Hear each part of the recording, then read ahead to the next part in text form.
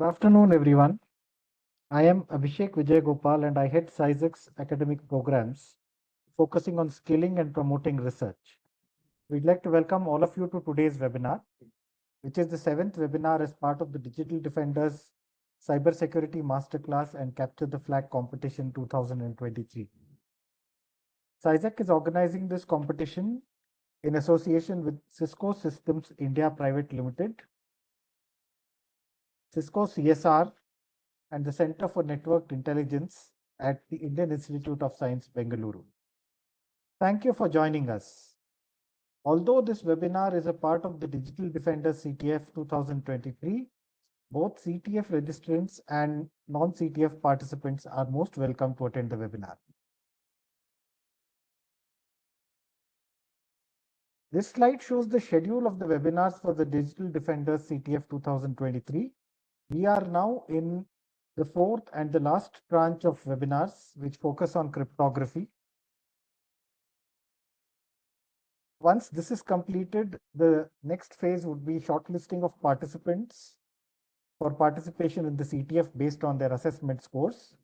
And we will have a CTF intro session on the 5th of July. So we are now at the penultimate webinar, and this will be followed by another webinar on cryptography on the 30th of June, which would be the last among the set of 8 webinars that have been planned for this CTF. We request all participants to pay close attention to the speaker and to carefully observe any simulations or tools used by the speaker, as this would be very useful for you in tackling problems when you are faced with the actual CTF between the 6th and the 9th of July.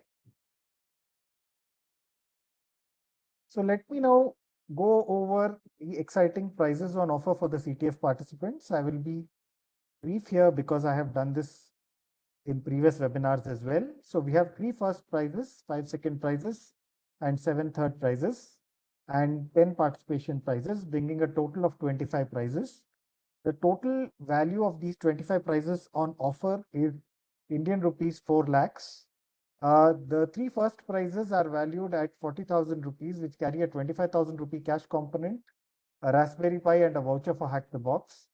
And the 5 second prizes carry 10,000 cash, Raspberry Pi, and Hack the Box.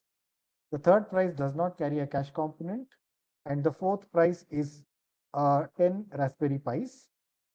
However, the major attraction would be the internship opportunities that the top participants in the CTF would, the top participants who would be determined at the end of the CTF would be eligible to apply for at partner organizations. Please note that this would involve meeting additional prerequisites by the candidate, and hiring a candidate would solely be at the discretion of the partner organization, whose decision in this regard would be final. Also, with regard to the distribution of prizes, the prizes would be distributed only after suitable verification requirements are met by the participant, and the decision on eligibility or award of a prize lies at the discretion of the organizers, which shall be final and binding. So we have now reached the 63rd webinar of the Samgacchadhwam series. Last year, the government of Karnataka took an exciting step by providing cybersecurity as an option of specialization for the diploma students, and we at CySecK helped draft the syllabus for this course. Whilst we are sure that it will be of assistance to students who have opted for this specialization, we are nevertheless confident that it will help other students or working professionals who are interested in cybersecurity as well. Cybersecurity is not just a critical domain, but is also a complex topic. We will aim to provide an overview to each of these domains with opportunities for conducting hands-on activities and with some pre or post read to help you go into further depth. We hope that this will kindle your interest to explore further. So the topic of today's webinar is cryptography part 1, and I will just go over the contents of this webinar. There are 3 major sections. And in this session, you will be introduced to the fundamental concepts of cryptography and explore various encoding and encryption techniques. So during the first part of the webinar, we'll provide an overview of cryptography, discussing the significance and why it is crucial in today's digital age. We will differentiate between encoding and encryption and explain their purpose and highlight the distinctions between the two. Furthermore, we will explore different types of encodings such as binary, octal, and hexadecimal and demonstrate how they are used in practical scenarios. The second part of the webinar will focus on basic ciphers, including historical examples like Caesar cipher, Vignere cipher, and Akbash cipher. We will delve into the history behind these ciphers and shed light on their encryption mechanisms. Additionally, the speaker will also demonstrate practical methods of cracking these ciphers to showcase their vulnerabilities. Intriguingly, the speaker will also touch upon the Enigma machine, a device famously used in World War II for encryption purposes. Through live demonstrations, a simulation of eavesdropping and exploration of cracking of the Enigma machine would be provided, which provides a glimpse into the real life challenges that were faced during that time.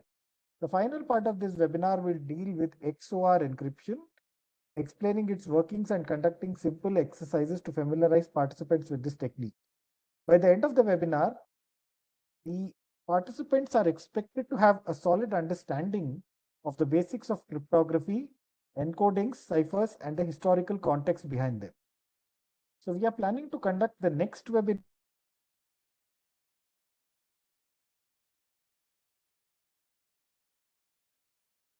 from Amrita Vishwa Vidyapeetham. So we will announce the schedule and open registrations for the same shortly. Please watch the CySecK website for more updates in this regard. You can access the previous webinars on the CySecK website as well as on our YouTube channel. I request all of you to subscribe to our YouTube channel. It will help you to get to know when recordings are out, and it will help us to gain better traction and visibility.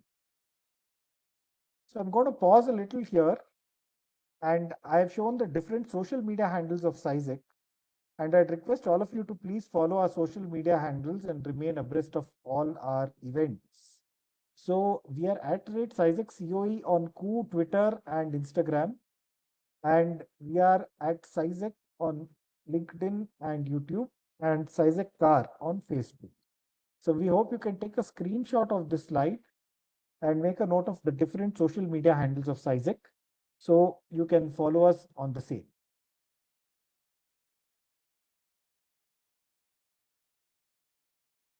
So I'll go over very briefly about the scheme of webinar and the assessment. So the speaker will, Mr. Sayooj Samuel will deliver the webinar number 63, which will be followed by Q&A. So Q&A will be moderated to group the questions of a similar nature. You are requested to type your questions not in the chat box, but in the Q&A section. On the bottom right, you can see a button with 3 dots. If you click that, you'll get a Q&A option, and upon clicking the Q&A option, you will be able to enter your questions. Please refrain from using inappropriate language in the chat and while asking questions. Not adhering to this could mean that you might be evicted from the webinar.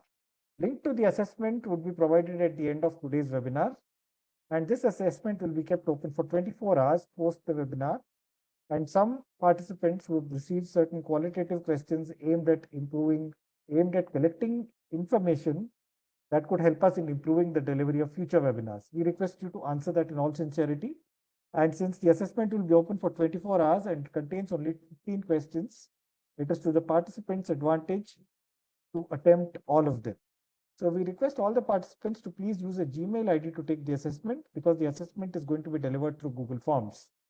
However, there is an email field which is part of the assessment form, in which you need to enter only your registered email for CTF 2023, or your registered email with CySecK, and that could be a non-Gmail ID as well. Please note that this is a very essential step to avoid confusion, and this is the only way for us to verify the number of points to be scored by a participant. So we request you to please be careful while entering the email address on the form. And participants who get 10 or more answers correct out of 15 will be eligible for a webinar certificate. And we will think about the dispatch of these webinar certificates after the series of webinars is over, and therefore request you to please bear with us until then. So it's now time for me to introduce to all of you our speaker for today, Mr. Sayooj Samuel. Sayooj is currently working as a software engineer at Gen Digital, which is previously known as Norton LifeLock. And he's a part of the Windows engineering team at Gen Digital Incorporated, where he contributes to the development and maintenance of the Norton 360 antivirus client and ensures the security and protection of their user systems. So he has a passion for cryptography, and this passion began during his college days when he was active member of the Team BIOS Security Club. Team BIOS is the country's top ranked CTF team for the uninitiated. As a core member, his focus revolved around cryptography and cryptanalysis, and he acquired a deep understanding of cryptographic algorithms, protocols, and other vulnerabilities. So he has previously secured the bronze medal at the prestigious NSU Crypto International Olympiad in Cryptography in the year 2020. And he has also developed expertise in exploit script development, allowing him to uncover weaknesses in security systems and in proposing effective countermeasures. So with that, Sayooj, if you could please turn your camera on and share your PPT. I will stop share my PPT. Hello. Hey, thanks, Yeah, Abhishek. Sayooj, I think you need to be a little loud, please. Right. Okay. How is my audio clear now? Yeah, audio is clear, but it's a little feeble. Okay. Give me a second to adjust my audio settings. Sure.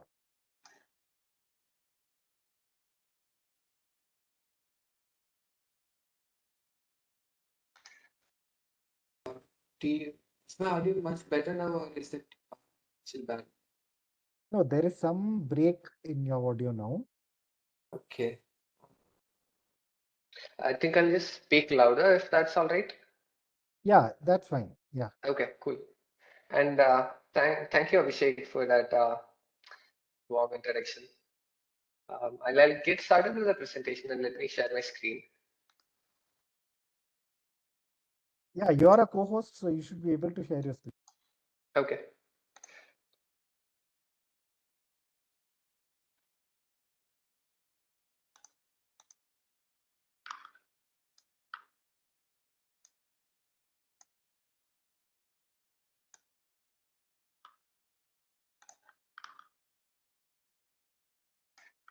Is the screen visible yet? No, no, Sayuj, we can't see your screen. Okay. What about now? Yeah, yeah. Now we can see it. Okay, cool. Um, so, uh,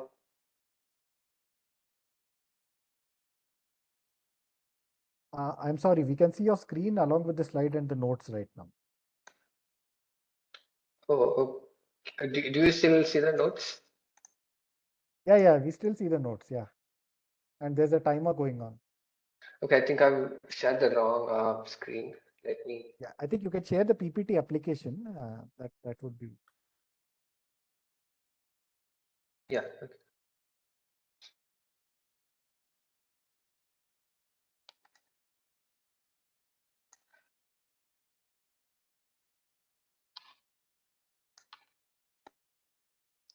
Okay. Do we have the screen Yeah, yeah. presentation? The screen is now, Yeah. yeah, full screen. Yeah. Yeah. Cool. Okay. So, welcome, guys. Welcome to the small presentation on the routine introduction to cryptography for budding cryptanalysis. So I'll get started with my presentation and I'll go over the overview on what we're expecting in the first half an hour of this presentation. So we'll be starting with introduction to what cryptography is and why we need cryptography for our day-to-day applications in this digital era. We'll then quickly cover over the encoding and difference between encoding and encryption system and a deep dive into what encoding is. We'll have a small demo on how to on the different encoding systems that we predominantly use in our practices, including binary, octal, and hexadecimal. Uh, so this would be the first half an hour of our session before we move on to a couple of other items that Abhishek has already explained, including Caesar cipher, XOR encryption, and their demo. So I'll get started with the basic terminologies that we have. So what is cryptology? So cryptology is supposed to be the study where we look into secure communications of some important data without disclosing its content to the third parties. So this is an entire science as such, which includes two geographies in total, one being the science of cryptography that dwells into development and engineering of such systems, and the second and parallel geography called cryptanalysis, where we analyze, understand, and then try to figure out the security of the same setup. So, so as I explained previously, cryptography and cryptanalysis is both encompassed in science of cryptology. Cryptography basically is the study of encrypting data such that it is unintelligible to third parties that we do not intend to reveal the information to. This provides a security when we transmit data over the network or when we store data that is not in the medium of our control. Again, cryptanalysis is basically the science of studying and recovering the data, even though we do not have the proper authentication or proper key and algorithm to decrypt the data. I'll go a bit more into a couple of other terminologies that we would be predominantly using in the course of the presentation. So plain text is the data that is legible to all the users and can be human readable too. Ciphertext, on the other hand, is a byproduct of the output that we get from after encrypting the data. So plain text is what is humanly readable and exchangeable. Ciphertext is what we store the data before we transmit over an unsecure network.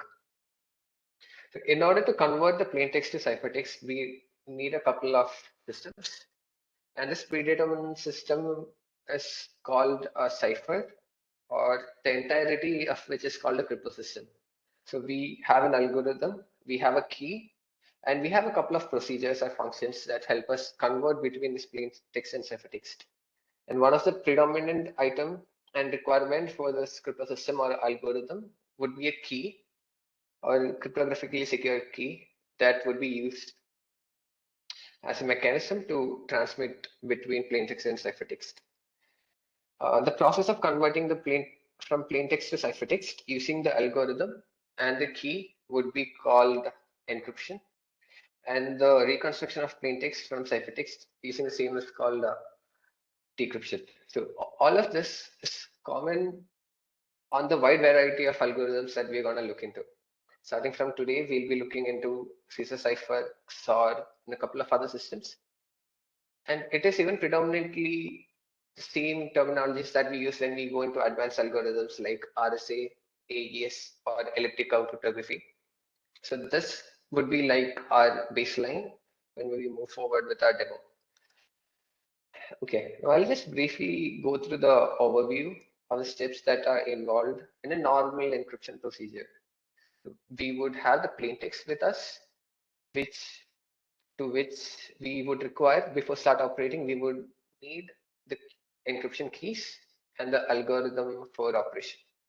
Once we have finalized that on step 1 and step 2, we would convert the plain text into a ciphertext using the algorithm and the key to get the encrypted text. Now this encrypted text on step 4 can be transmitted over to the network to your friend or the next party. And the party who is intending to read the data would be able to reconstruct the plain text using the same algorithm and the secret key. Now, it is important to note that unless you have a proper key for decryption, it would be really hard to recover the data. So, if you are an intended user for this piece of information, you should also be an owner of the secret key. Okay, moving on. So, this is a similar representation where a confidential information like a company's financial records It's encrypted, shared over through internet or cloud servers, and reach over to the intended party. And if he's having the security key, he should be able to recover the original data. Now, the reason for the dominance of cryptography lies in the fact that in the era of internet, it's really hard to make sure that the data is really secure when you transmit over the internet. Because once it leaves your system, before it reaching the intended party, there are thousands of malicious actors on the network who would be having access to the network information and the packets and the information within. So unless you protect the data before you transmit over to the internet, uh, it the confidentiality of the information cannot be guaranteed. And that is why we employ techniques from cryptography to perform the same. This slide represents a different system of encryption, which is called a public key system. More on this would be covered later in the upcoming sessions that we have. But pretty much what's different from the previous example is in this advanced system, we use keys that are separate for whoever is sending the data and whoever is reading the data. So we have two separate keys, one called the public key and one called the private key. And the combination of such keys would be utilized to send and receive the messages.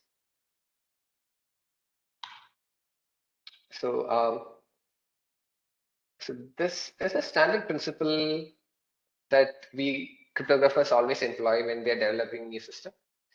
And so it basically reads that a crypto system or an algorithm that you're designing for encryption or decryption should be secure enough such that even though every bit of information is publicly available, excluding the key, this entire system should be secured. So thinking of the items that we have the cryptography algorithm, we have the ciphertext, we have the keys. So even though if you have the ciphertext and the algorithm used for encryption or the algorithm for decryption, you should not be able to recover the password, recover the plain text unless and until you have the decryption key. So basically, what this principle implies is that security through obscurity does not ever work in such a setup. Basically, like you can't assume that the malicious actor is stupid enough to not understand how complex the algorithm is. And you always have to assume that the enemy knows the breadth and depth of the system that you're implementing. A famous quote by Claude Shannon. I'll just walk you through Claude Shannon's theorem of perfect secrecy. So this again is a small uh, expectation put forward by Claude Shannon uh, for the different items that you have in a byproduct of a cryptographic algorithm, including a ciphertext and the key and so on and so forth. So item number one for achieving a perfect secrecy is that your ciphertext should not reveal much information about the plain text. This point number one we'll be covering through a demo when we go through implementations of CySecK. But predominantly the expectation is that the ciphertext that you have should not reveal any patterns about the plain text, thereby making it really weak that a malicious actor can guess the plain text by just looking at the ciphertext. An example would be if you have a message in plain English, if you just change the first character of each word to a smaller case, that is pretty much not an encryption because you're just changing the case sensitivity and that reveals the entire plain text as such. Similarly, any pretty cheap tactics to just modify the plain text does not guarantee to be a proper encryption system. And item number two is that the key value. So in a system where you have an encryption system, you have to choose a key before encryption and decryption. So the possibilities of choosing a key should be large enough such that it cannot be brute forced. So that is pretty much what Claude-Shannon's theorem of perfect secrecy implies. Okay, so a small history into uh, the recent developments in the past 50 years. Prior to 1950s, we had pre-scientific cryptography, including Caesar cipher, Advanced cipher, Visionary cipher, so on and so forth. And all these legacy crypto systems are pretty much weak um, to match against today's computer capabilities. And the detailed analysis into theoretical cryptography was pretty much predominant during the World War era, where military organizations had to transmit information between their offices. And thereby, many research universities started into theoretical cryptography and provable cryptography, dating back to the World War era. We have Claude Shannon, starting with the principle that we just looked into. We have encryption systems starting dating back from 1974, which are standardized by NIST organization from the United States. From there, we divulge into symmetric cryptography and public key cryptography. And in the modern days we have systems like Gold, Wasser, Mikali, Blum Blum Crypto, so on and so forth. And it diverges into pretty much so many systems that are predominantly used in these days. We have the standardization of advanced encryption standard happening in 2001, so on and so forth. Okay, so where are cryptography used lately? So we have Gmail, which uses MIME encryption standard. So SMIME is basically secure multimedia encryption standard for email encryption. So it basically utilizes Diffie-Hellman system for exchanging the keys between the server and the client. And RSA for encrypting the key information as such. So in WhatsApp, the communications that you have in your group chats or your private conversations with your friends are encrypted using AES-256. So you can read more about that in the privacy white paper, which WhatsApp updates every year. So again, the information that you upload to Google Drive is encrypted using AES-256. Even the internals of how they do it is published as a white paper. So they have a mechanism where they encrypt the data and they store the keys in a HKM, or basically a hardware key management suite, and they keep on updating it on a regular cycle, such that even in the future, if your key is exposed, a cycle of 6 months or 1 year where they re-encrypt and restore the data makes sure that uh, a key that is exposed 2 years ago cannot be utilized to decrypt the data that is currently stored. Similarly, for Twitter and all other systems, especially we cannot leave out the developments in the area of blockchain, which is built on the basic concepts of cryptography, building on top of advanced systems like elliptic curve, systems for building the wallets that you're using for Bitcoins and so on and so forth. Okay, so what is the use of cryptography in CyberSec? The points that we have covered till now, it helps us to keep the information confidential, and any third party who is not authorized to view the data should not be allowed to view the data as such. It helps to make your data and keep your privacy intact. And in most of the cases, data information going into malicious hands can be really sensitive and could evade your privacy. So it is rather important that confidential information as such should be kept private without being leaked into third parties or unintended malicious actors. Okay, I'll take Abhishek, if we have a couple of seconds, can we ask the participants if they have any questions before I move forward? Yeah, sure. So participants are requested to please post their questions in the Q&A panel. There are no questions in the Q&A panel as of now, Sayooj. Okay. Yeah. So I think you Okay. can continue. Cool. Okay. Cool. So part two, we'll be looking into the encoding schemes that we utilize.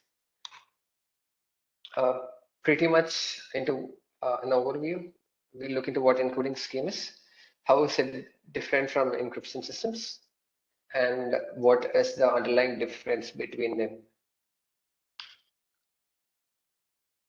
Okay, so encoding in computer system and computer science pretty much means the process of exchanging information or converting an information from one form of representation to another. And the utility of such a system is mandated for efficient transmission or transmission of information on the network, or for efficient storage, and also for maintaining the data integrity. So it's also rather important to know that the techniques like we use for encoding, for example, is like base 64 or hexadecimal encoding doesn't provide much security against unauthorized access or uh, decoding. So this is pretty much for exchanging the information between a party to another without loss of its intent.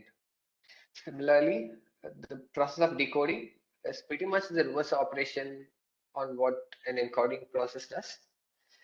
An encoded data can be decoded by using the same underlying operation used for encoding.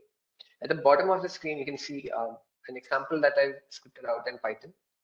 So in Python, it's the demo, the item code sample at the bottom is for hex encoding and decoding. So as you can see at line number 9, I've got an import from standard libraries in Python. I'm using a function called hexlify to convert string or a human readable ASCII character into a hex encoded format. So the items that you see, the characters that you see here, hex is beautiful. That string is converted to a hexadecimal string, which can be represented uh, by this particular sequence of string. It is also ideal to note that once you convert a character to a hexadecimal encoding, each ASCII character, which is represented by 8 bits of data, would be converted to a pair of characters when you are viewing it in hexadecimal. But pretty much each character, hexadecimal character, is like 4 bits. We'll be divulging into it a bit later. So the length of characters that you have here, hex is beautiful, would be half the size of the encoded character that you have here. We'll be looking more into it in the upcoming slides. And similarly, the reverse operation for decoding an encoded hex string is in Python is on hexlify, and you can record the same text. Hex is beautiful. Okay, moving on. Now, what are predominantly the major differences between encoding and encryption systems? So again, the primary purpose of encoding is to transform data from one representation to another to make sure of the data compatibility and the data integrity. So again, encoding does not provide security or confidentiality as discussed previously. Also, the encoding does not use any cryptographic algorithms as such, but encodings are standard mathematical algorithms. So there is no pretty much security as we have discussed already. Examples include base 64 hexadecimal binary URL encoding and so on and so forth. Depending on the requirements, if it is transmitting over the internet, base 64 is a pretty concise and compact encoding system. So if you have a larger data, you can encode it in a smaller output content. Item number 2 that we have previously discussed, encryption. Encryption actually has a power to convert a data and move it to an unreadable form unless you have the authentication key to read the data. So again, encryption system provides confidentiality, which encoding system does not, and also prevents unauthorized access unless you have the right to read the data using the predetermined key.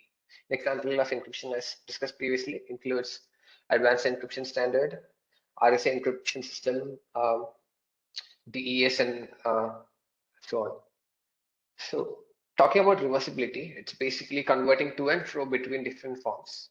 Encoding provides easier reversibility by using the complement function that you're using to encode the data. It doesn't have any other additional parameters. So if you know what encoding it is we are utilizing, you can use a complement decoding algorithm to recover the data. It does not require key. It does not require some any other attributes. As as long as you know what encoding system is utilized, you can use the decoding system to get the data back. Unlike for an encryption, you require the decryption key and the decryption algorithm, which might not even be standardized. So net encryption actually provides a stronger security that encoding cannot provide you. When we talk about the real world systems, uh, the usual industry practice is to, if you have a chunk of data that you wish to encrypt, the best practice that we use in the industry is you encode it to a reliable format and then encrypt the data before you exchange the information. That way, it provides the data integrity so that you make sure, so that you can actually make sure the decrypted data is correct and intact. Okay, moving on. So in this short session, we'll be looking into the different encoding standards that are predominantly used and the conversions between them and a small demo. Um, yeah, okay, moving on. So we'll start with a binary encoding format. Uh, a binary encoding system pretty much utilizes two characters to represent the entirety of data. So even during our school days, we've pretty much been familiarized with the decimal number system, and this has been our go-to systems when we are learning math or any other subject. But once it comes to computer science, the pretty much underlying information that is stored on the machine is bits, and each bit is either ones or zeros.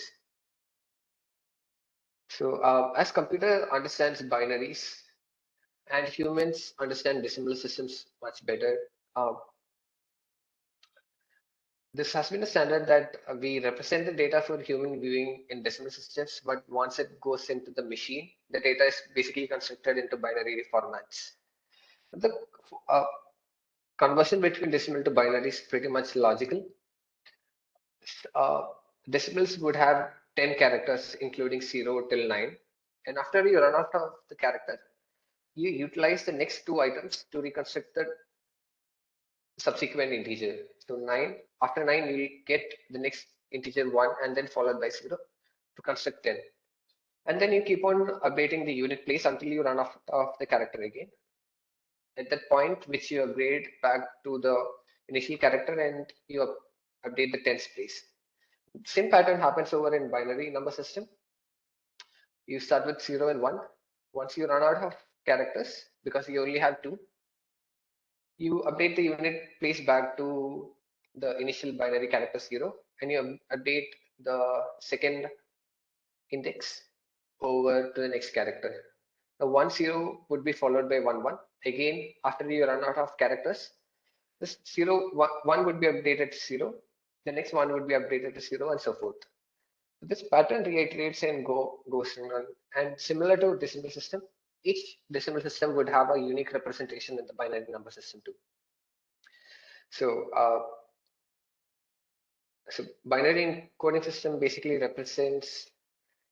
is capable of representing any decimal number that you can think of. And in terms of practical cryptography usage, the data that you're wishing to encode would be in characters. Say if it is in ASCII, would be a 7-bit or 8-bit character, and each character in ASCII system can be represented in decimal table, which would have a complementary binary representation, which is a group of 8 characters. Now, item to note here is that if a character is only, since each character is represented by 8 bits, if you only have one character, you would prefer padding it with enough zero characters in the beginning, in the start, so that you always maintain the padding size to be a 8 character width. Okay. Um, then we have the octal encoding scheme. It's pretty much similar to binary system, except the fact that in binary, where we had only 2 characters, 0 and 1, in octal system, we would have 8 characters in total, from 0 up to 7. So again, the data that you have in an octal system is represented using characters from 0 to 7. And once you run out of 7, you go back to the initial number and update it to the unit place. And the next 7th power unit place would be updated to the subsequent number in the octal system. So after 7, it will be 1, 0. You should not read it as 10. Ideally, logically, if you're thinking about it, you should be reading it as 8. 8 when you're thinking about the base 10 decimal number system. But in octal format, it will be predominantly a character called 7. The next character would be 1, 0, followed up till 20, 17. And then once you run out of 7, you roll back to 0. And the next place would be updated to the next character in the octal sequence, which is 2. Similarly, any decimal number system would have a unique representation in the octal number system too. Okay. And finally, the last encoding scheme that we'll be discussing would be hexadecimal encoding system. I've got the table in the alternative order. You have the hex system in the beginning, followed by the decimal system. So the difference and a bit logically inclined, inconsistent thing would be hexadecimal number system pretty much means 16. It's hexa means 10, hexa means 6, and decimal means 10. So pretty much the idea is this number system consists of 16 characters. So in the numerical character sets that we've grown up with, we only had characters from 0 to 9. So since we are running out of decimal characters, we utilize alphabets to represent the remaining 6 characters, including decimal 10 would be represented by A, 11 would be represented by B, 15 would be represented by F. So it uses a base 16 number system as explained previously. And the remaining logic is pretty much the same between binary and octal. Okay, let me quickly jump into a small demo on how to convert between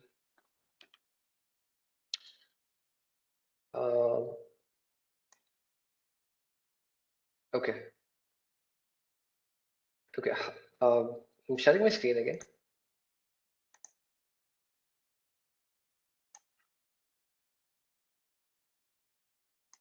Okay, so let me open up a Python terminal. Okay, for this small demonstration, I'll be just converting a character, an integer into all the different formats that we've discussed till now. So since we're using Python, let's think of an integer. So an integer 8. How is an integer 8 represented in a binary system, and how can you access that in Python? Python has an inbuilt function called bin, which accepts an integer argument as a response. So I'm going to pass in the character 8 that we have discussed, and I'm going to convert it to the binary format. So basically, the binary representation for 8 is 1000. And if you intend to convert it back to integer, you basically have to call the integer function. And to this, you can actually pass in the character 0b1000.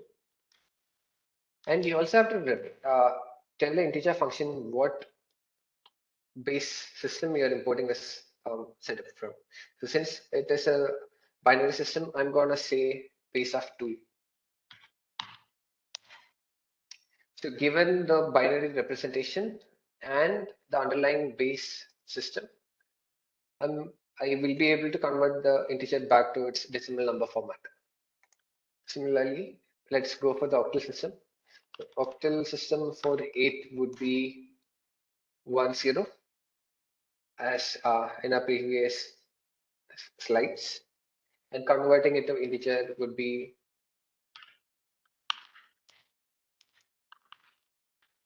and the base system is 8. Sorry, the base system for octal is 8. Yes.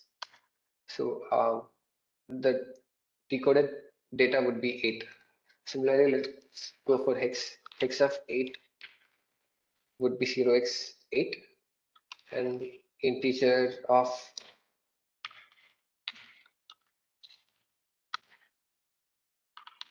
basic 60 would be 8.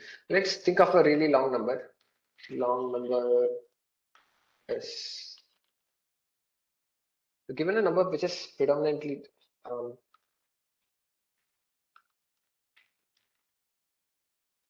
22 characters long. Pretty much boils down into a octave long number. Long number.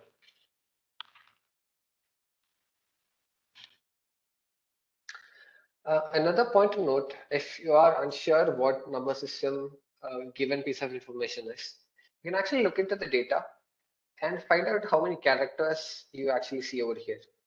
With that, you should be able to logically conclude what number system it is. Given an octal system, you should not ideally see characters 8 and 9. If it is a binary number system, you should only see ones and zeros. And if it is hexadecimal number system, you would have characters from 0 till F. Also in Python, for easier representation, an octal number system is prepended by 0O representing octal. For binary, it is 0B, and for hexadecimal, it is 0x. Okay, so unless we have any questions, this is pretty much for the demo. Yeah, so there are a few questions. So Okay. the first question is, that means in the real world, you first perform steganography and then encryption.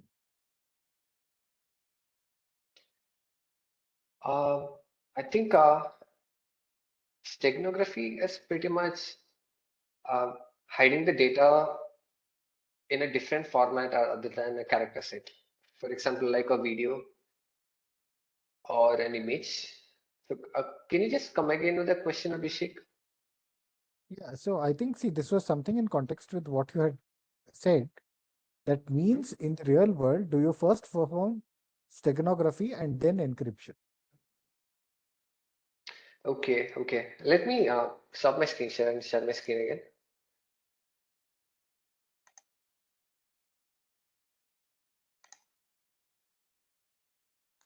Okay, I think I should be a point where I've explained on the slide.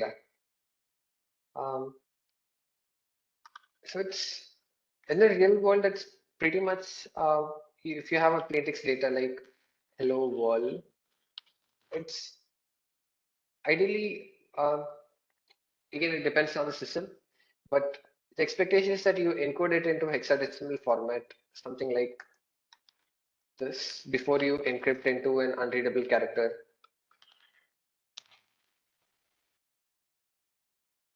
data.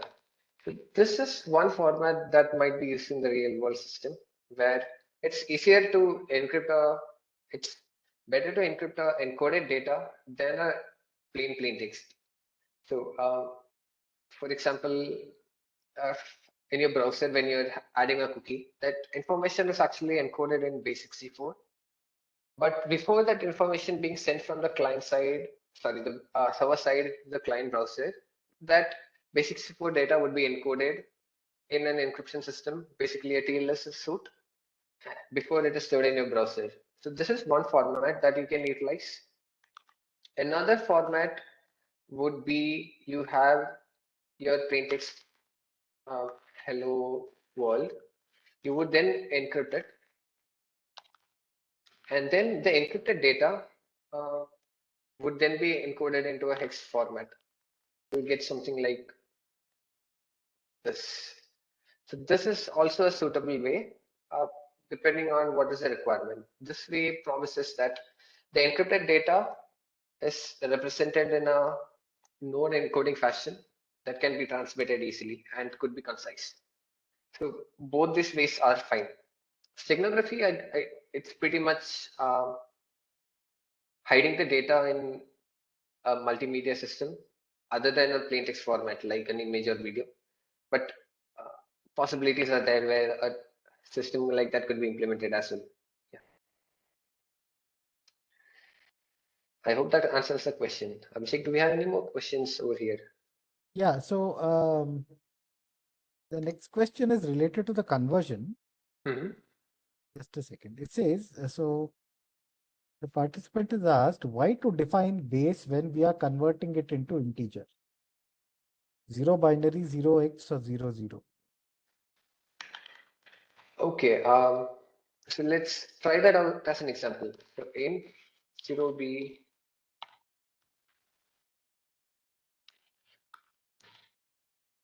So so it is a Python. The Python integer function, standard integer function, is only defined to accept a base 10 number like an int of 15. So 15 is a valid integer, and this is a valid input to the Python input. So if you are inputting any character sequence that represents a different number format, the integer function does not have the intelligence to understand what number system that you're utilizing. So in order to explicitly mention what underlying number system that particular character sequence represents, we have to pass a secondary argument to specify that. So it's not just base 2 binary, base 8 octal, base 16 hexadecimal. I could create a encoding scheme which I have a fancy number. Let's say I like number 17. So I could convert a sequence, let's say A, B, C, D, E, F, G, H, and say it is a number base 20 number system, and it would happily convert it back to me. But the Python integer function has the right to know when it is expecting a sequence of string, what is the underlying number system that we are trying to represent here. So I think that again answers the question, Abhishek. Okay, so the last question we have in the box is why is there B in binary of 8? It should be only 1000. Okay, yeah, that's fine. So I could represent binary in this way too. So binary is 2. Uh, so pretty much it understands it is a binary number system as long as we are providing the base system as part of the second argument. So it would happily convert. Zero base is for human readability, that someone who is reading on the screen should be able to differentiate, would easily be able to differentiate what number system it is. This is purely for representation. It is happily ignored by Python, but when you are coding or when you are setting something up, this helps us understand what number system we are going to read the characters over here. So I can easily understand from here, this would be an hexadecimal sequence because we have a padding of 0x in the beginning. And I can differentiate this is hexadecimal and this is octal because there is a 0 padding in the beginning. It's basically for easier human reading. There's no other fancy requirements to it. You can happily skip that part too, as long as you inform the client, inform whoever is reading the data that it is an octal system or it is a binary system. You can very pretty much ignore the padding information. But if you're exchanging an information to a friend, let's say in hexadecimal, you should have a right to know that it's a hexadecimal encoding. So unless if you append with 0x, it will be really hard to transmit that information as well. This is just for easy representation, I would say. Okay, it's just for easier representation. Okay, fine, thank you. So that's all is there right now. We can continue with your lecture. Okay, cool. So we have process point, and I'll just go over a few systems that we come across in a day-to-day life.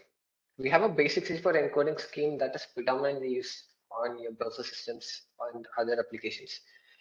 Unlike in base 16 where you have a limitation of 16 characters, base 16, 64 pretty much utilizes the entire ASCII characters or sequences, including the lowercase alphabet from A to Z, the uppercase capital A to capital Z, and two special characters plus and forward slash. So total it would sum up to 64 base system. So even if you have, so this is a pretty much concise and compact way for exchanging information. So I would not be going into a demo, but might be covering it in the upcoming sessions that we have. We then have a URL encoding scheme that the items that you type in your browser, so would be URL encoded before it is transmitted to the server. So let's say you are searching for something in Google. I think I might be able to. Is my tab still visible, right? Yeah, your tab is visible. Yeah. So I'm going to search for a keyword, hello world. So right before this information is exchanged, Google chose to, okay, so it is plus. Let me think of something else.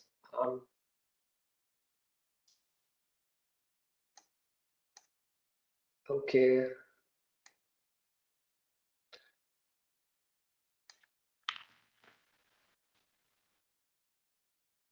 Okay, even Wikipedia has a different format to move this. Let me take URL encoding.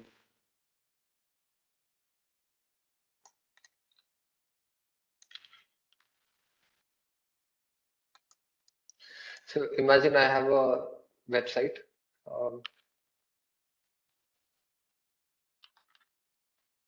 So if my data has a payload, which is sample text, before transmitting, all the special characters in the URL sequence would be converted to a encoding that is specific to the URL format. And this is standardized. And once you, this is how the data would be transmitted on the browser. And when you decode it, you would get back the same content. So this is pretty much URL encoding and decoding. More on this, it's beyond the scope of this presentation. So, and similarly, all the characters, yeah. Thank you for that example. Cool. And ASCII encoding all the characters that we have. We have a ASCII conversion chart that transmits all ASCII characters and is assigned a particular integer sequence to the ASCII, each ASCII characters that we have. Let's say for capital A is having an integer representation called 62. Don't exactly recall the exact representation, but this could be a follow-up task for the participants to go check up on the ASCII table, ASCII conversion table. So moving on in the interest of time, so this is part 2 of our session. So we'll be covering the basic ciphers in the encryption systems. For an easier representation and getting started into the analyzing how the system works, so we'll be starting with Caesar cipher and then a small look into Rod 13 cipher. So that would be the presentation for the next couple of minutes. So Caesar cipher. So the origin started dating back to the era of Julius Caesar when he had to exchange information, but he could not reveal this information to the messenger as such. So that was when the Caesar cipher was initially introduced. The history is rather interesting, but we would be skipping on the history part for Caesar cipher. I'll just go through what is the basic underlying structure. So Caesar cipher is a substitution cipher, and it is a specific set of substitution cipher called a monoalphabetic substitution cipher. What is the difference? So if you have a data that is Caesar cipher encrypted, it's pretty much the plain text is character by character replaced to an encrypted character. So that is what is called the monoalphabetic substitution cipher. Give me a second. Okay, I've got to stop sharing a screen. I'll share it right away.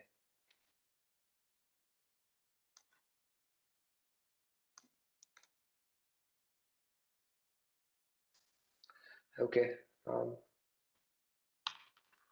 sharing my screen again.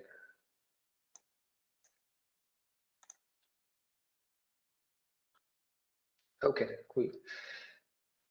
For example, yeah, so each character in your plaintext would be shifted to an alphabetical subsequent character of the key index. So if your key is actually 5, character A would be replaced by the character E, so on and so forth. So let's look into an example. So uh, here's a small representation on how the working is. So for this example, we have a right shift of 3. A shift, so 3 is basically the key for CySecK encoding or encryption.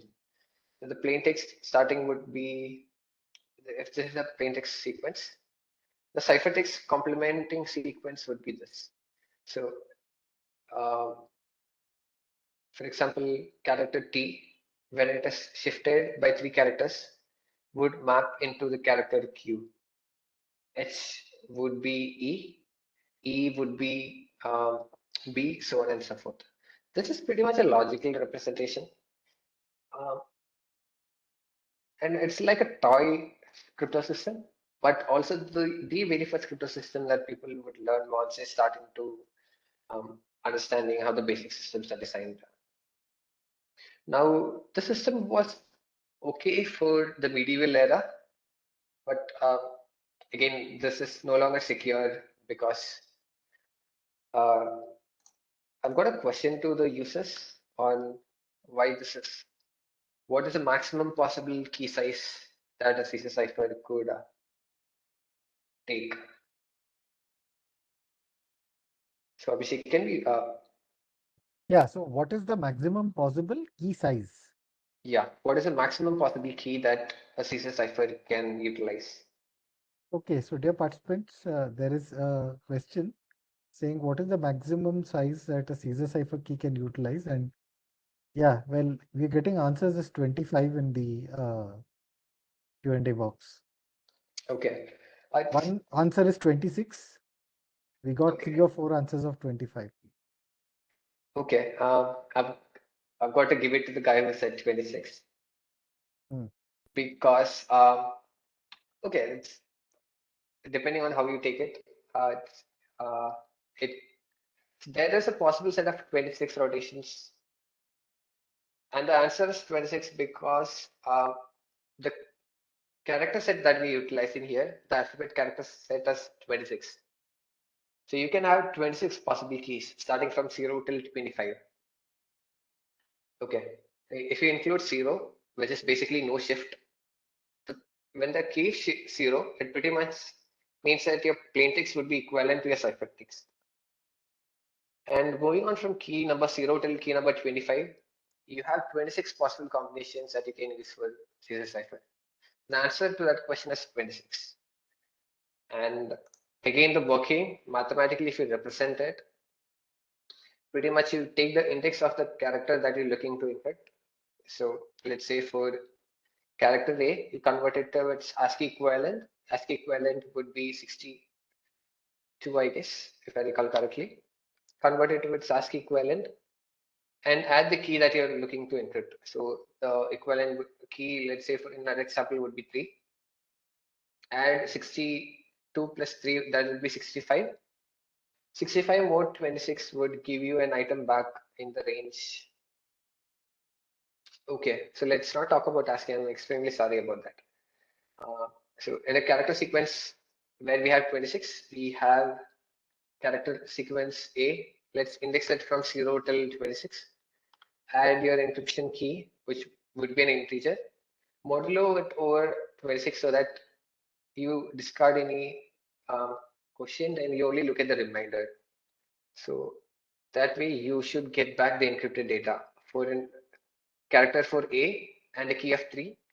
Encoded text would be ABC. Similarly, the reverse operation for decryption is just subtract the key from the integer representation and then modulo it 26 to get the remainder. The remainder, when you do a modulo operation on 26, the resultant would always be in the range of 0 to 25. So it also makes sure that the result that you're getting out of any of these two functions lies in the integer sequence between 0 and 25. So that is pretty much the math behind the system. This is a Python implementation over CSecK cipher. So we have the character represented here, and the function pretty much takes the plain text that you're looking to encrypt, the key that is between 0 and 26. 26 is exclusive, and then for each character, you find the index in the characters sequence that would be an integer between 0 and 25.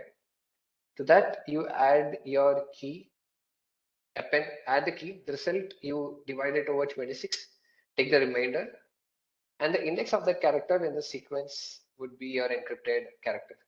So you do it for all the characters in your plain text and you would get back your ciphertext. Let me share my screen again and go into a small demo.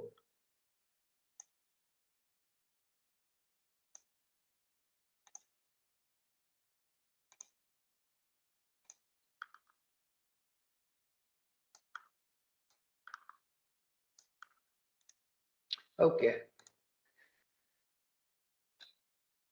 So I have a function. Is the screen visible, Abhishek? Or should I increase the screen size? Visible? Yeah, it's Now it's visible, visible. but I mean, if you can increase it so that the code is font is bigger, it would be nice. Okay, let me see if I can move the terminal to the right.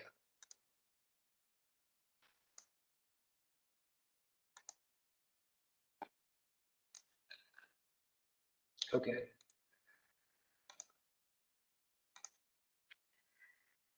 Okay, what have I done? Okay, it's visible, right?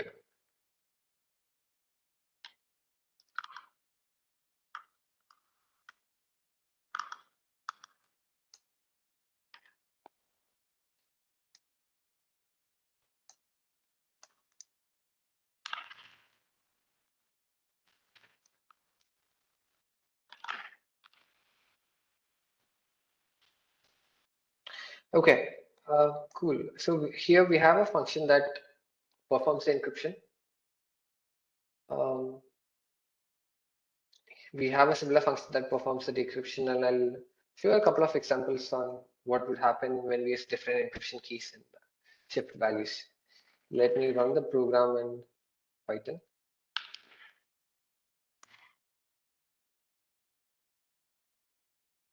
Okay, so um, the shell that I'm using is called IPython. This has an pretty much a really interactive route when compared to using a normal Python shell, just for the beginners who are getting into Python. And IPython supports an interactive mode with continuing to the shell even after you execute a program using a flag called -i. And I use this flag so that after my program is executed, I still have access to the shell. Okay, so my sample text here was hello world with a shift of 3. And when I encrypted the sample value hello world with the key value of 3, I got the encrypted data as code slog. And the data again, I've decrypted it back using the same key value, and the decrypted data is pretty much hello world again. Now let's look at a couple of examples. The text I have here is hello world. Let me re-encrypt it again. So this will work only on characters, right? I mean, it won't work on punctuation marks. Um, so the program that I have at the screen is would only work for characters. Yeah. Shit. Okay. But then again, if you can, and examples that I've shown, including mathematical statement, including mod 26 format, is only considering the characters that we have in alphabet sequences. If we are looking to include more characters or punctuation marks. We can pretty much use the same idea, expand the setup system to include more characters. So let's say we have. So if you use ASCII values, can you convert, the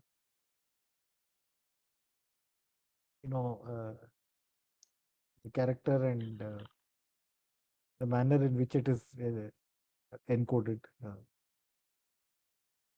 I know I didn't get that question, Abhishek. Could you please come over again? Yeah. So the question that's there in the chat box is that if we use ASCII values, can we convert anything? Okay, so at this point, I should start talking about what key spaces and character spaces is. I'll move my terminal to the side for a bit. So we have to consider something called key space and character space. So what is key space? Key space is pretty much the possible set of keys that I can use for the system. And for CSS cipher, it is 0, 1, 2, and up till 25. So, sorry, 25. So this is a key space for CSS cipher. Let me mark it down here. And the character space, and I'm currently utilizing for the demo, is between A till Z or capital A till capital Z. So either one of this, but I wrote my program such that either one is fine. Look, we have a additional check to see if it is a capital or a smaller case and then carry on appropriately. So since the character space is also of size 26, it is necessary that size of character space be equal to the size of key space. So if you're looking for 26 characters in your key space, there should be 26 characters in your character space as well. So if you're looking to include additional characters like punctuation marks or numbers, let's say if the character space we are also including uh, numbers from 0 to 9, it would mean that we should increase our key space till 35 in order to accommodate for the character space that we have. But it is pretty much possible. You can keep on increasing the key space depending on the character space that you're using for the underlying encryption. So that is that explains that question, Abhishek. Yeah. Thank you. Thank you, Sage. Yeah. Okay.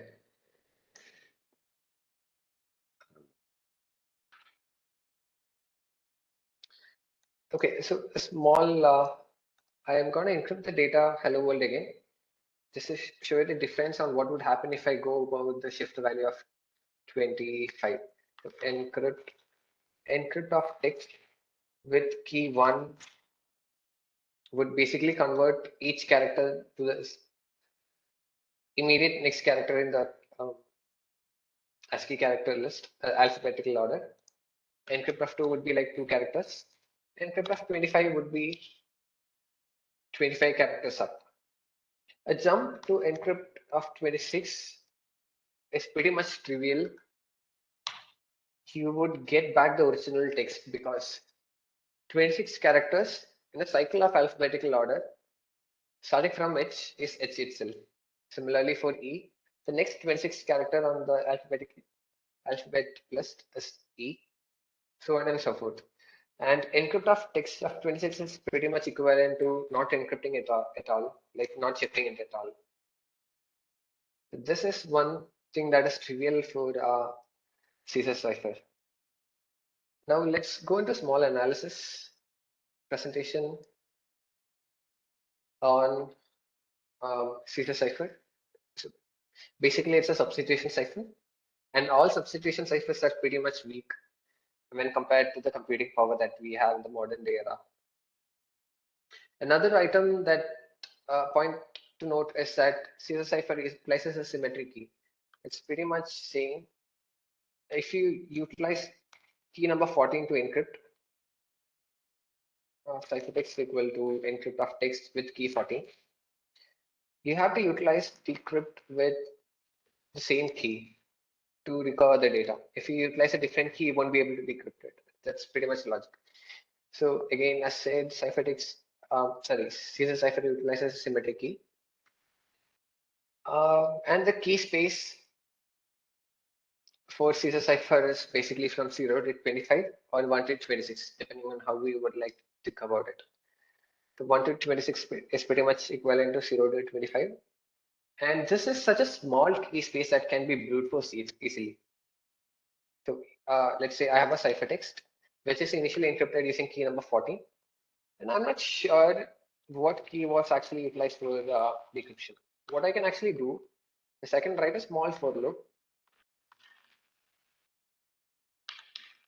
and I can decrypt and print all possible data. Let's say decrypt CT with the character I, and then print C, decrypting data with key I is such format. The key is I and the decrypted data. Let me save it to a variable called PT. I'm going to print PT here.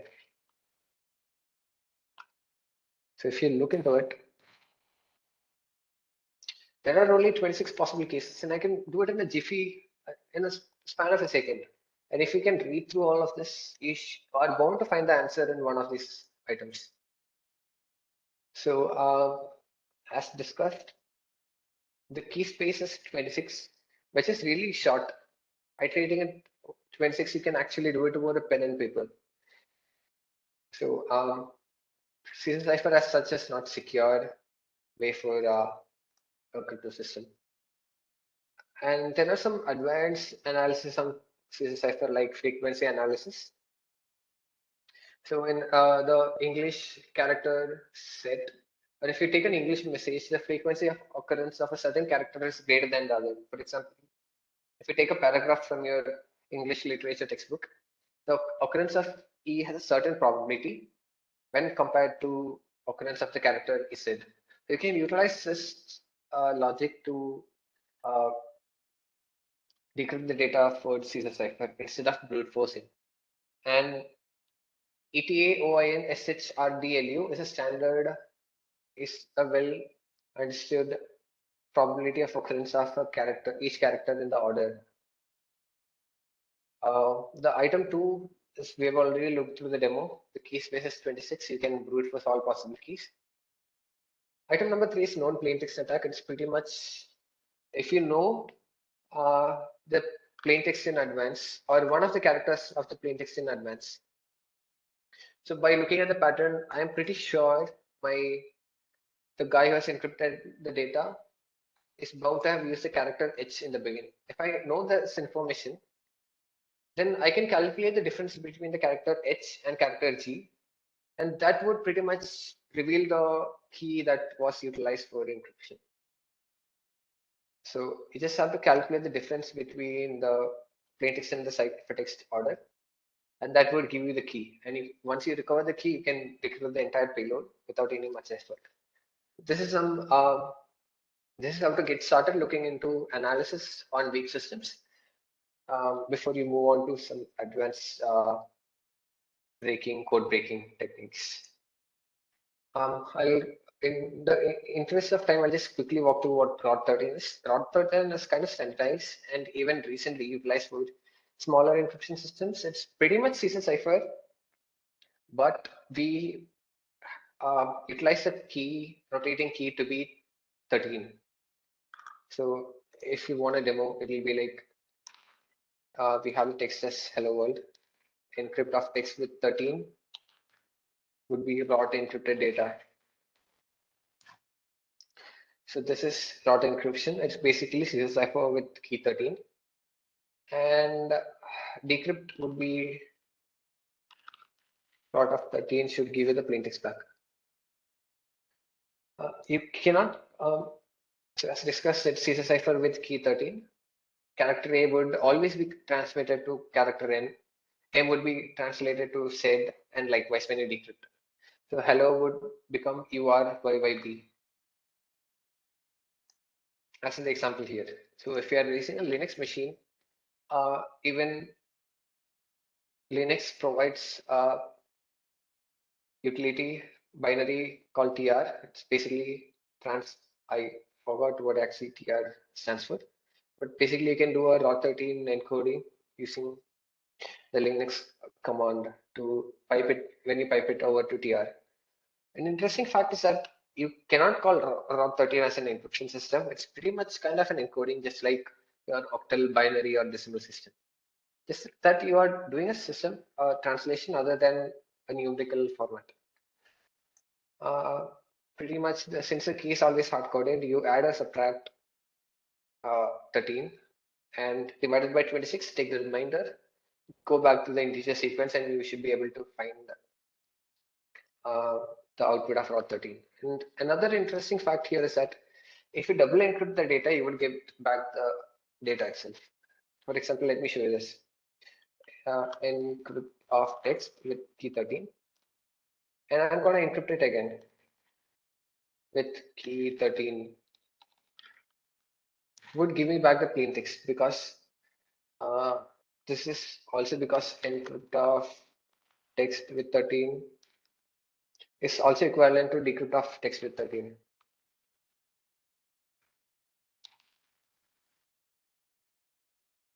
This is pretty much logically trivial. I'm assure you it won't match if you use any other key. But basically, ROT13 has the encoding property of dual encryption, which gives you backticks. Now, the follow-up task is for the users to read on what Visionary cipher is and what ADBAS cipher is. It's again substitution ciphers, but implemented in a bit alternative fashion to Caesar cipher. But once you have a good understanding of what Caesar cipher is, Visionary cipher and ADBAS cipher is pretty much a reading exercise for the participants. Yeah, I think we have a hand raise from Hari Prasad.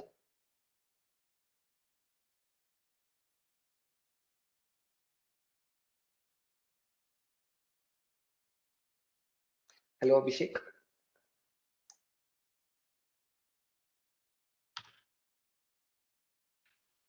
Yes, Sayooj. I think I saw a notification for a hand raise from a participant called Hari Prasad. I think if he has not posted any questions yet, I think we can move on, right? No, he has not posted any. Okay, cool. So Hari Prasad and Sagar, if you have any questions, please do post a question on the chat panel, and Abhishek would be moderating the chat. Um, okay. Now this is a story plot uh, on the great Enigma machine that was used by the German scientists during the World War era. Um, so this is a system that was designed in the 1940s, prior to 1940s. I'm not exactly sure when the exact inception was, but the German soldiers during the World War II used to transmit information using the crypto system implemented by the Enigma machines. It was so beautifully designed and almost secure that people working on the Allied forces found it really hard to understand the messages transmitted by the German war team. So the design and implementation was really extremely exciting and complex as well. Um, so I would not be going into the demo for Enigma machine due to the interest of time, but pretty much it's like the machine is built on routers and plug boards and keyboard. So if you have a so if you look at this machine, you would have the keyboard where you would input your data. When you input your data, that data would go into the plug board, which would go into a couple of wheel or what is called a router. And each router would, it's basically like multiple ciphers mapped together, except for the fact that the order in which the characters are arranged on a router is not exactly equal, it's not in the alphabetical order. So each wheel would have its own unique order in which um, the characters are arranged. So let's say if your input for T would go initially into the plug board, which would get translated to K, and that K would get translated to D, D would gets translated to P, so on and so forth. So each router would have a index um, of 26 side each. And let's say on day one, the German engineers decided to utilize a key for, let's say, 5667. So they assigned 5667 as a rotating factor for each wheel. And they also shared the plug board information on how to arrange the plug board. This information is transmitted earlier before the communication begins. And people who are utilizing this setup would type in the character key T, they would get the return light blinking on character G. So as you can see here, there are a couple of lights embedded here. That is basically the lamp board. So if you tap on T, character G would get highlighted. So you have a list of messages that you would like to translate to your fellow soldiers. Type in your message, look at what is the highlighted information on the lamp board. You note it down in a plain text, note it down in a notepad, and then radio it over to the offices. And since every day the router is updated and the plug board order is also updated, even if you're sending the same message on day 1 and day 10, the output or the encrypted data would be totally different. So it was a huge task for the English engineers to recover this masterpiece of a machine that was built in 1950s, 1940s. But then we had engineers like Alan Turing and his team of cryptanalysts who analyzed it, and they broke this entire system using a very beautiful mechanism called a known plaintext attack. And a known plaintext attack is an attack that can help you recover the data even if you don't have the key, but if you can guess what the plaintext should have been like. And how Alan Turing and his team of engineers managed to do it is by the eavesdrops into the radio conversation, and they noticed that every day the very first message that the German engineers were sending would be a common greeting like hello world, sorry, good morning or good afternoon, so on and so forth in German. So the allied engineers made use of this information to basically this known plaintext attack to recover the data. And that is how the allied forces were able to defeat Germany and its teams. So this is a really interesting story. And a movie representation was actually came out called the Imitation Game, starring Benedict Cumberbatch, and it's a really awesome movie. And I would obviously recommend all the participants to watch this movie if you get time. Uh, I've got to also share that when I was in school days, I used to play CTFs, and I used to play. Uh, this movie was again recommended as part of a task for the CTF. Before you start playing CTF, this movie was a recommendation to us.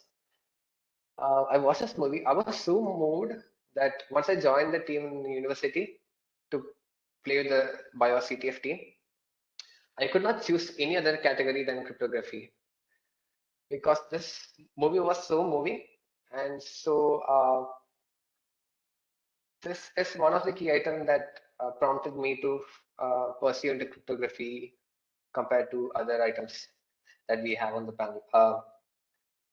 System.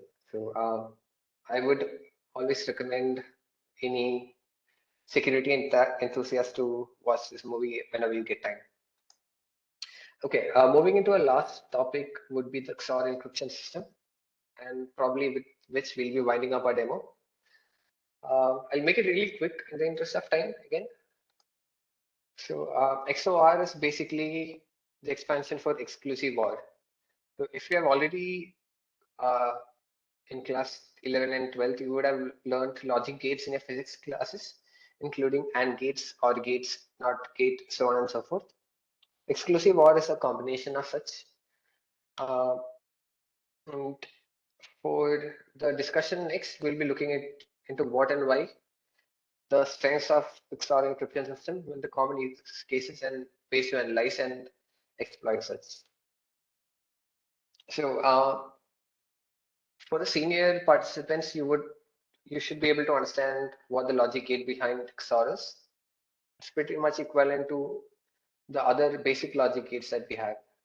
And for the junior participants, uh, think of it as a mathematical problem or a puzzle that you have. So you look at the table that give you the inputs or the input sequences. So for the logic gate to work, you would have two inputs, and each input would be a binary character, being a 0 or a 1. Now, as I've already said, you would have two input characters, and then you would come back to this table here. So if both the input characters are 0, the output would be 0.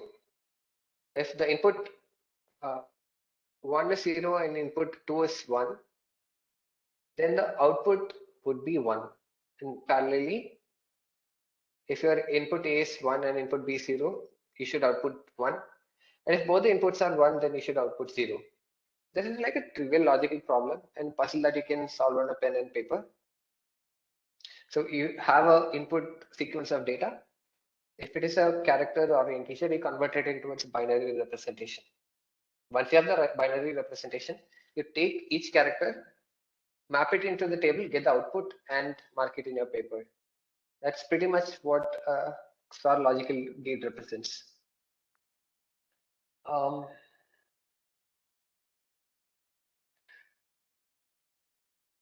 Okay, so this is all about the XOR logic gate. I'll just go over small mathematical properties that empowers XOR operations. So if you have two inputs A and B, and this is the operation that you're performing. Operation is basically mapping two inputs to the output. So if you have two inputs and for XOR, A XOR B is pretty much equivalent to B XOR A. This is the commutative property, meaning that whatever order the input is, it does not matter. The output is always the same. Property 2 is associativity. Uh, if you have three items to be XORed with each other, it does not matter in what order they XOR, the output again would always be the same. For example, B XOR C XOR A would be equivalent to A XOR B, then associated with XOR C. So this is the associative property. The identity element for XOR operation continues to be 0. That is, if we XOR a input with 0, the output would be the input element itself. So A XOR 0 is 0, 1 XOR 0 is 1. 0 is basically the identity element. Identity element is basically the element that gives you the same output as your input. And self-inverse. Self-inverse is a property. If we XOR two characters with each other, the output would be 0. For example, if we XOR 0 with 0, the output would be 0. If we XOR 1 with 1, the output again would be 0. So these are the basic mathematical properties for the XOR operation. And we'll look at an example on the screen without a demo. It's a small example. Okay, the ASCII character, let's consider the ASCII character small a. The ASCII character is represented by an integer ASCII representation called 97. And the integer 97 would have a binary representation of 11000001. Okay. Now you have 1, 2, 3, 4, 5, 6, 7 characters in your input. 7 binary characters in your input. You have the second character chosen to be character capital A. Capital A's binary representation is 65 on the ASCII table. And if you convert it into the ASCII representation, binary representation is 10000 and followed by 01. Yeah, put it back into the table. It's basically the same table as previously discussed. 1 and 1 would map to 0. 1 0 would be 1. 00 would map to 0. So on and so forth until the last character 1 1 would again map to 0. Now this would be the output sequence after performing a SOR operation. And this output is then converted back to its integer representation. And if you convert it back to a character, it would be the space character in your ASCII list. So let me just quickly show that to you. Um, the character, the ASCII order of the character in question can be figured out using the Python function called ORD, which is 97. I'm gonna mark it as ORD of A is 97. ORD of capital A would be 65.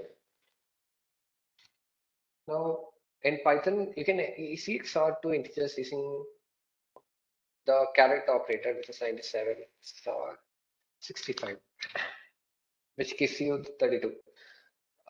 Pretty much the operation is as displayed on the right hand side. Binary representation for 97 would be 11000001, 11000001. Binary representation for 65 or capital A would, sorry, capital A would be 10000 followed by 0 and a 1. 1000001. Once you XOR 95, 97 with 65, you get 32.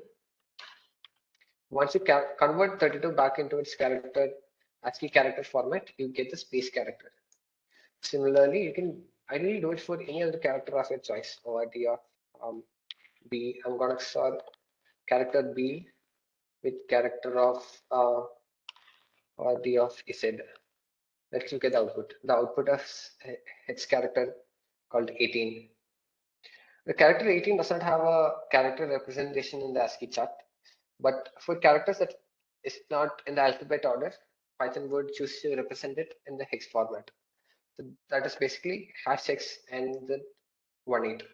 So 0x18 is basically integer representation of 24. This is basically the underlying math for the hex encryption system. So why is again hex relevant in crypto? This is a very minuscule and base mathematical operation that you can perform. Inexpensive as in the cost of encoding, encryption and decryption is very less. It's as simple as addition and subtraction. It's easier to understand. The operation is actually symmetric as well. I'll talk about symmetric property. So if you saw character B and character Z, you would get character 0x18. And if I saw 0x18,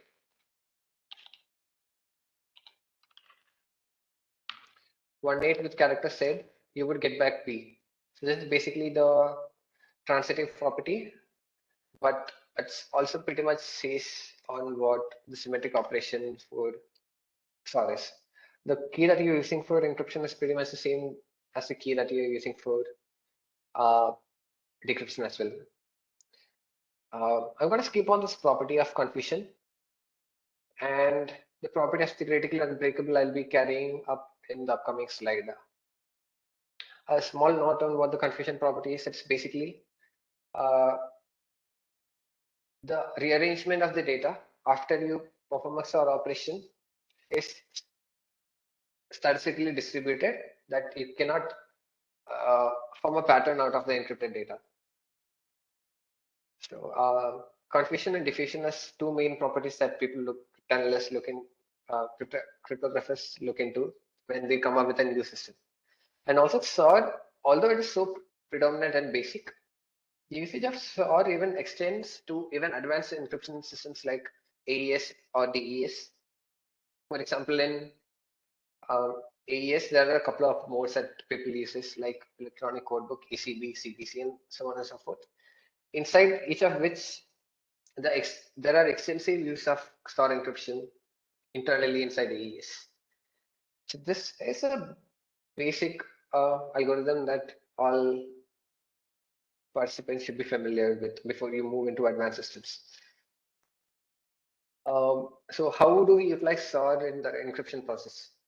So you decide a key, basically a random string or a random character to be your encryption key. And then you SOR an entire sequence of plain text, each character with the same key over and over again. That would be the encryption process. And the decryption process would be symmetric.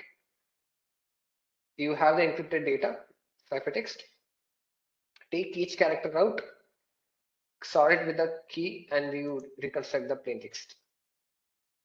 Walk through on what the strength and weaknesses of SOR encryption. It's is the operations for SOR is pretty basic mathematics, and it's rather easy to calculate as well. I would not call it unbreakable, but theoretically, SOR operations are theoretically unbreakable as long as you follow the guidelines. And unless and until you make sure that you are following the guidelines properly, there could be mechanisms where we could break SOR ciphers. Okay, weaknesses. I'm gonna skip on items on portability and include inclusive systems, inconclusive systems. Now, weakness on the large key is pretty much, as I discussed previously on the unbreakable point. In order for the SOR encryption to be unbreakable, it is a mandatory requirement that your plain ciphertext key is as long as a plain text. So if your plain text is hello world, your key should be equivalently as long as the characters hello world. That would be 10 and 12, including the space, comma, and exclamation mark if you're using that. The problem with this, if I would say, is that you have a 1 GB game file or a 1 GB operating system ISO file, and you want to encrypt it with SOR. If you want a perfect encryption and unbreakable security, the key size for SOR encryption should also be the same of the same quantity. So if you have 1 GB data that you need to encrypt, the plain key for the encryption should also be of size 1 GB. Now this is undesirable because if you want to transmit 1 GB over the internet, you also have to exchange this 1 GB key securely over the internet. So that will be like a total cumulative size of 2 GB. This is highly unreliable, undesirable. So that is one of the main weaknesses if you want a perfectly unbreakable SOR system. When we're talking about the symmetricity, it's something that I've demoed here. XOR of B with Z would give you 18. XOR of 18 with 0x18 with Z would give you back B. So you utilize the same key for both encryption and decryption in a SOR encryption system. And it is modular, meaning SOR can only work on, logically speaking, it's basically happening on a binary level. So it's on underlying operations are happening on a modular system of 2. But unlike other systems like SOR is working on a base system of 2, while AES and other systems are working on a base system of 2 power 128, which is extremely huge.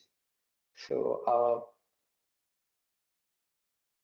although you can consider this to be a weakness, this also helps in one of the strengths to be easily calculatable and making it in simple operation and simply computable too. Let me take a small example in showing a single byte SOR.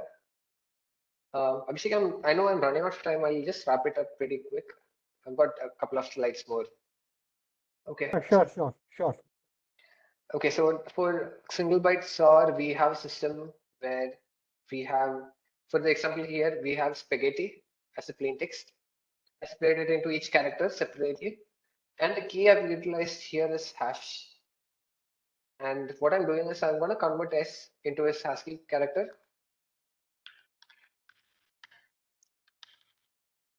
and I'm going to convert hash into its ASCII character as well. And when I perform the XOR operation, okay, I think I made a mistake. I think I made a big mistake on this. Okay. Uh, so it should have been B. I'm extremely sorry. But when you hash V with hash, the output that you get would be character U. That's the output here. I'm extremely sorry on the ciphertext that I've prepared here. I think I made a mistake during the preparation on slides. But the idea is pretty much same. If you have a sequence of string, you split it into character wise, you convert it into its binary integer representation, and then you perform the XOR operation. And the output of the XOR operation, you map it to the ciphertext. And you perform the same thing for each and every character that you have on the sequence. And finally, once you have reconstructed all the ciphertext, you stitch it back together to get the entirety of the ciphertext. So this is an entirely weak system because the key that we are using here is a single character or basically hash. This is uh, a single character key is pretty much susceptible to brute force attack. There are only 255 possible characters. You can utilize, you can write a for loop through all the possible 255 characters to figure out the decryption for the single byte star system. So again, the weaknesses is because of the key space. And repeated or multi-byte SAR is a variation of single byte SAR wherein the key is no longer a single byte character, but a repetition of a sequence of characters. And for the example here, I've used keys A, B, and C. This characters ABC keeps on reiterating over and over again, ABC, ABC, and so on and so forth. So the same plaintext spaghetti, when encrypted with the key, the corresponding ciphertext is mapped here. You perform the operation, you get the output, and you stitch it back together, but you get back the ciphertext. And the decryption operation is pretty much the same. You XOR 2 with A, you get back S. You XOR 2 with B, you get back B. So this is more secure than single bytes are because you can't pretty much brute force. And the longer the key, the harder it would become to brute force. And for perfect secrecy, expectation is that the key length is pretty much equal to the plaintext. And I can guarantee you, if your plaintext and key size is pretty much equivalent and unique, it's really hard to recover the ciphertext. Again, there are a couple of other mechanisms like non-plaintext attack, or that I'll be covering in the next slide. In Python, if it's pretty much easy to perform the operation. I've demoed it here. It's a small representation of how you would write a function in Python. Unlike, and I've, as previously stated, this is a symmetric system. In a symmetric system, the same function can be utilized for both encryption and decryption. Pass in the ciphertext as message and pass in the same key. You can encrypt and decrypt it with the same function. The exploitation analysis for XOR or repeated key XOR is a bit advanced. There are mechanisms called Kaczynski elimination. Basically analyzes the Hamming distance between the keys to come up with what is the key size utilized for the repeated key XOR. And based on that, we move forward with the analysis. Next is tech, a mechanism called index of coincidences. And ICE basically we look at the probability of when we select two characters, we map the probability of the ciphertext to be equivalent to each other. This again is an advanced system, but in a repeated key XOR, the IC values is a set of probabilities that you can utilize depending on, and this varies based on the key length. There are functions you can look up on index of coincidences and Kaczynski eliminations, and there will be code samples available online. The item number 3 would be frequency analysis. Again, like Eton SH RDLU technique. Similarly, for hex-encoded characters, you can utilize the same techniques to identify the patterns in the ciphertext that are repeatedly occurring. And the most repeatedly occurring character in the data should ideally be equivalent to the character E if you are translating in English. Um, Another last one is the known plain text attack and brute force attack. Brute force gets increasingly difficult as long as your key size increases. A known plain text attack is a trivial subpolynomial size attack as long as you know part of the plain text that you are going to attack. If you know a piece of plain text and if you know the ciphertext, you can actually reconstruct the key using a trivially logical solvable way. Um, how exactly would you go ahead with mastering the art of cryptanalysis? Go ahead and play more CTFs, and more importantly, uh, CTF that Cisco, IISc, and Tabata is organizing. Once you get familiar with the basic systems, you go read about advanced systems like AES, RSA that we'll be covering in the upcoming sessions. You would eventually get to a point where you would be comfortable reading research papers. That way you can get in speed with whatever is currently happening in the current research arena. And as always, document all your works. When you figure out a new exploit or a new technique, write a blog post, upload the exploitation script to your GitHub profile. And persistence is always a key in cracking whatever you're trying to achieve. So, Abhishek, I have a small demo plan for XOR, but I think that's pretty much basic and already covers in whatever I've converted over here. Now, again, in the interest of time, I have the uh, functions represented in Python script. I'll be happy to share this offline to all the participants so that they can actually play around with the scripts on their machines. I hope that would be okay, right, Abhishek? Yeah, I think that would be fine. You can share this text with us and So we'll share it it's, with the participants.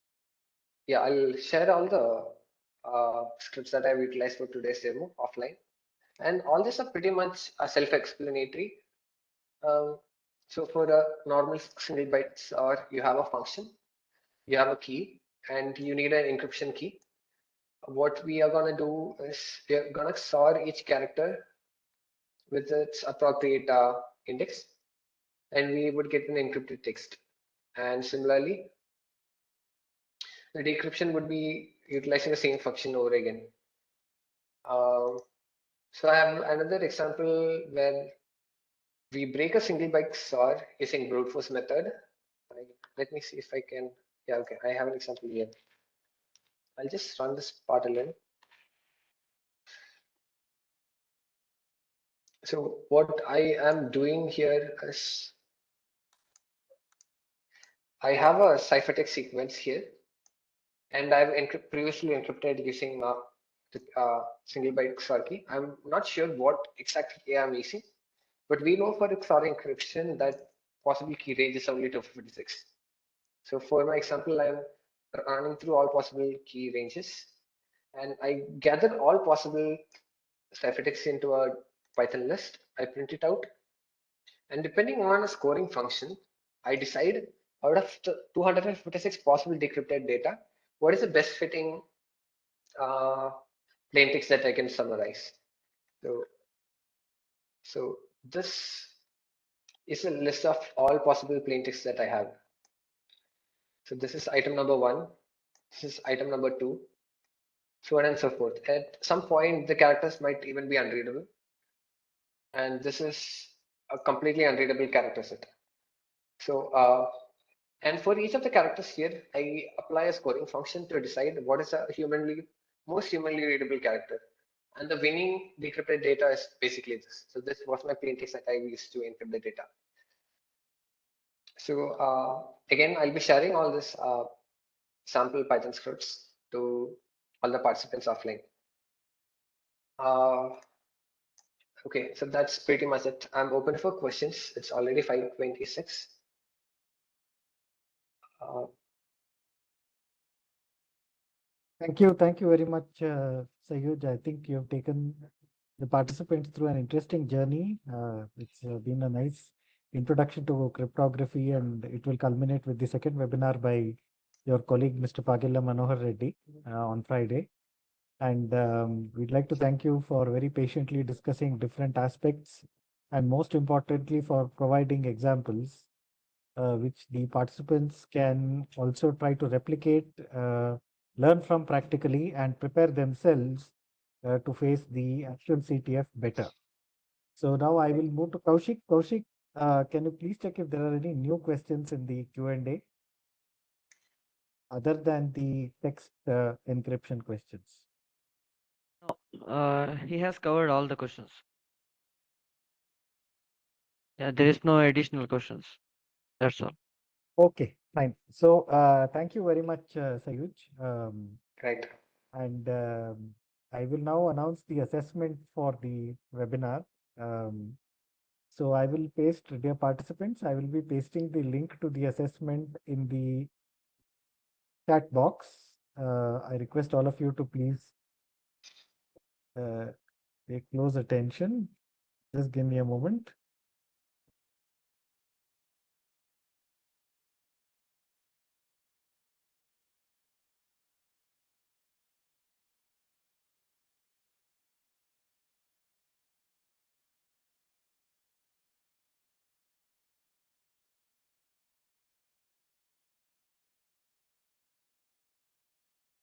Yeah, so I have pasted the link to the assessment. This is the link to the Google form. The assessment will remain active for 24 hours. So you can say that that will be active until 5:30 p.m. tomorrow. That's 28th of June 2023. And we will be putting up the recording of this webinar in about 2.5 hours from now on our YouTube channel. So in case you feel the need to refresh your concepts, you're welcome to take a look at the recording of the webinar. You can even um, look at particular sections of the webinar where you feel you've missed out and buttress your knowledge. And then if you feel that you're better prepared, you can take the assessment, but please do ensure that you take the assessment within 5:30 p.m. tomorrow.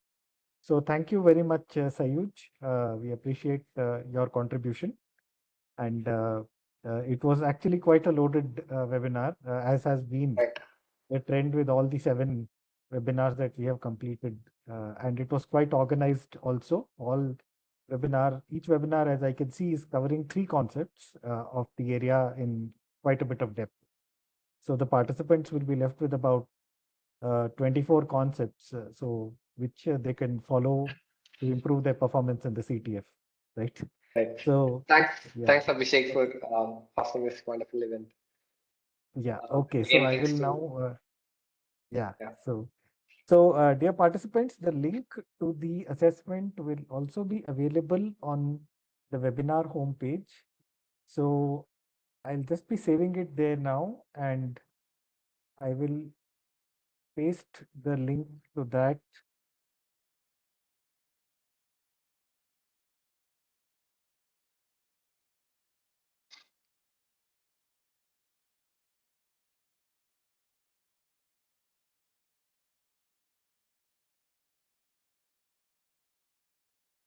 Yeah, so that is the webinar homepage. If you click on this link, you will be able to see the assessment link on this webinar homepage.